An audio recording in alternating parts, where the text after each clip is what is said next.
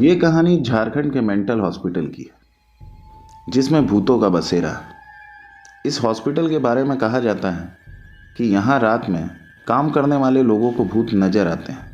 रात में यहाँ तरह तरह की आवाज़ें सुनाई देती हैं। एक बार किशन नाम का लड़का यहाँ पर काम करता हुआ पागल हो गया था।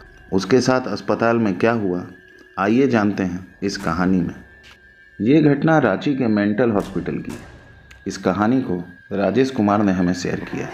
उसने बताया कि मेंटल हॉस्पिटल में किशन नाम का एक लड़का काम करने आया हुआ था। वो डॉक्टर के पास गया और कहा कि आज इस हॉस्पिटल में मेरा पहला दिन है, क्या आप मुझे डॉक्टर पाटिल का पता बताएंगे। डॉक्टर ने जवाब देते हुए कहा कि मैं ही डॉक्टर पाटिल हूँ, तुम यहाँ से सीधे जाकर अपना जॉब लेटर ऑफिस में जमा करो और वहाँ से ड्रेस लेकर बगल वाले केबिन में आ जाना। किशन थोड़ी ही देर में कंपाउंडर के ड्रेस पहनकर डॉक्टर के केबिन में पहुंच गया। उसके बाद डॉक्टर ने अपने हॉस्पिटल के रमाकांत कंपाउंडर को बुलाया और किशन का परिचय सबसे कराने के लिए कहा। रमाकांत ने कुछ ही देर में किशन से सबको मिलवा दिया और फिर उसे मरीजों के कमरे में ले गया। वहाँ हर कोई कुछ ना कुछ अजीब अजीब हरकत कर रहा था। कोई दिल टूटने वाले शायरी सुना रहा था तो कोई फिल्मी संगीत गाते हुए डायलॉग मार रहा था। सभी मरीजों को दिखाते हुए रमाकांत तिवारी ने किशन से कहा कि आज के बाद से तुम्हें इन सारी चीज़ों को झेलना होगा। इतना कहकर रमाकांत वहाँ से चला जाता है। तभी किशन को पता चलता है कि उसकी नाइट ड्यूटी लगी है। दिन के समय आराम करने के बाद किशन रात को मरीजों की देखभाल में जुट गया। किशन अपने काम में निपुण था और मरीजों का ख्याल बहुत अच्छे से रखता था। जैसे ही रात के 12 बजे तो सभी का चेहरा डर से पीला पड़ने लगा। हल्ला करने वाले मरीज भी चुपचाप एक जगह बैठ गए। ये सब देखकर किशन को बड़ा अजीब लगा। उस दिन नाइट ड्यूटी में मौजूद डॉक्टर से किशन ने पूछा कि आखिर ये सब क्या हो रहा है, सब लोग इतना डरे हुए क्यों हैं।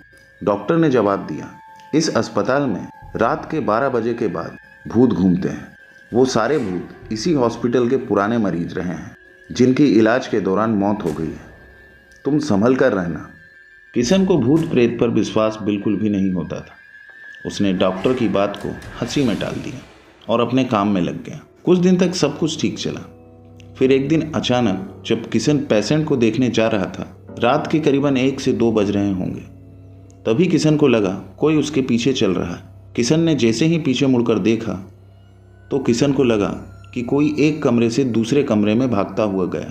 किशन ने जब वहां जाकर देखा तो वहां कोई नहीं था, तो उसे लगा शायद ये उसका वहम होगा और किशन पेशेंट को देखने चला गया। उसी रात किशन अकेले बाथरूम जा रहा था।